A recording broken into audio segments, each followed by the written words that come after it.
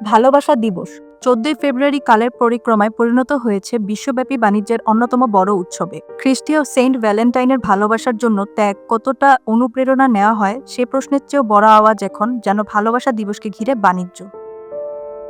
প্রেমের প্রতীক হয়ে ওঠা এই উৎসবকে ঘিরে গড়ে উঠেছে এক বিস্তৃত শিল্পখাত। ফুল, চকলেট, গহনা থেকে শুরু করে বিলাসবহুল ভ্রমণ, ফ্যাশন, রেস্তোরাঁর ব্যবসা এবং ডিজিটাল মার্কেটিং পর্যন্ত বিশ্বব্যাপী কোটি কোটি মানুষ এই দিনে প্রিয়জনকে উপহার দিয়ে ভালোবাসা প্রকাশ করেন।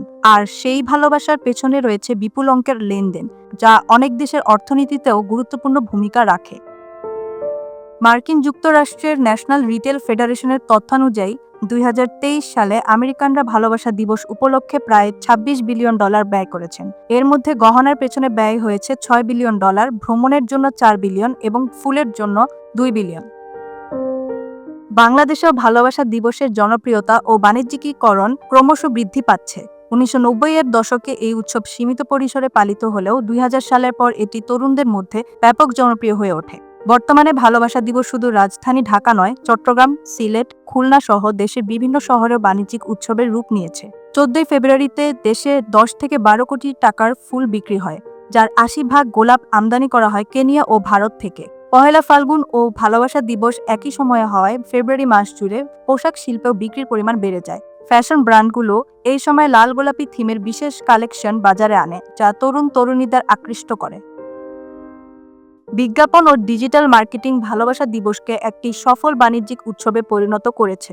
সামাজিক যোগাযোগ মাধ্যমে প্রতিটি ব্র্যান্ড ভালোবাসা দিবস উপলক্ষে বিশেষ অফার ও ক্যাম্পেইন চালায়। ই-কমার্স প্ল্যাটফর্মগুলোতেও এই সময় বিশেষ ছাড় ও ক্যাশব্যাক অফার ঘোষণা করে। মোবাইল অপারেটররা প্রেমিক প্রেমিকাদের জন্য বিশেষ কল রেট ও SMS প্যাকেজ চালু করে। এমনকি রেস্তোরাঁগুলো এই উপলক্ষে রোমান্টিক সেট মেনু ও বিশেষ ছাড় দিয়ে যুগলদের আকৃষ্ট করে।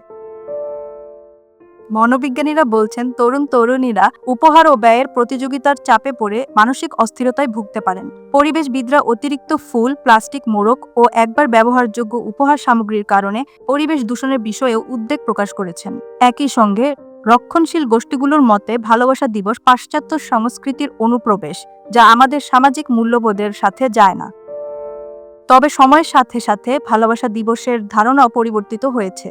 এখন এটি শুধু প্রেমিক প্রেমিকাদের জন্য নয়, বরং বন্ধু, পরিবার, এমনকি সহকর্মীদের সাথেও উদযাপিত হয়। অনেকেই বাবা মা বা কাছের মানুষদের ভালোবাসা জানাতে এই দিনটিকে কাজে লাগান।